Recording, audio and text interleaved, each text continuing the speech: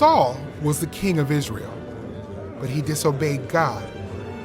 So God was going to give Israel a new king, a better king.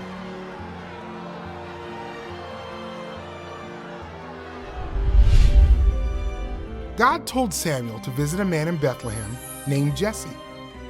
God said one of Jesse's sons would be Israel's next king. So Samuel visited Jesse and his 8 sons.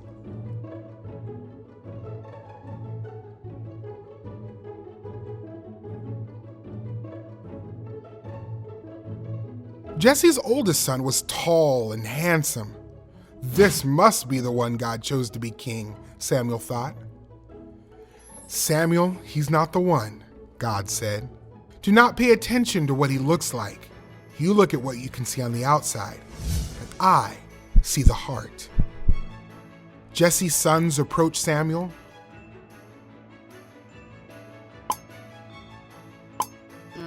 But God had not chosen them.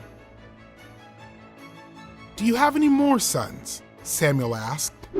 Yes, Jesse said. My youngest son, David, is in the field taking care of the sheep. Jesse sent for David. When David arrived, God told Samuel, he's the one. Samuel poured oil on David's head to show God had chosen him to be the king. The Spirit of the Lord was with David, and Samuel went back home. Now Saul was bothered by an evil spirit. Saul's servants thought Saul might feel better if he listened to beautiful music. One of Saul's officials knew that Jesse's son, David, could play the harp. David came to Saul, and whenever Saul felt troubled, David played his harp, and Saul felt better. At this time, the Philistines, enemies of Israel, got ready for war. King Saul got his army ready to fight.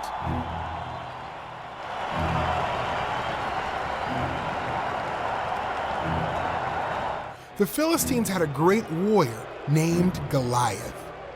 Goliath shouted at the Israelites, "Send me your best man and we'll fight one-on-one." But none of the Israelites wanted to fight Goliath. They were afraid of him. David's brothers were in Israel's army, and David brought them food. David saw Goliath and watched the Israelites run away in fear. So David volunteered to fight. "You don't stand a chance against Goliath," Saul argued. "I have killed wild animals," David explained. "God will keep me safe." Saul offered his armor to David, but it was too heavy. David took off the armor and chose 5 smooth stones from a nearby stream. David was armed with only the stones and a slingshot. Goliath made fun of David because he was just a boy.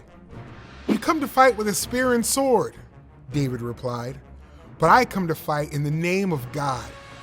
You have insulted him, and God always wins his battles."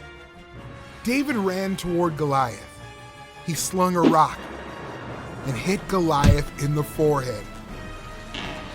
Goliath fell face down, and David killed him.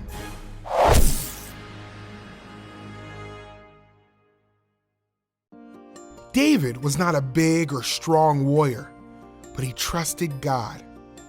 God gave David power.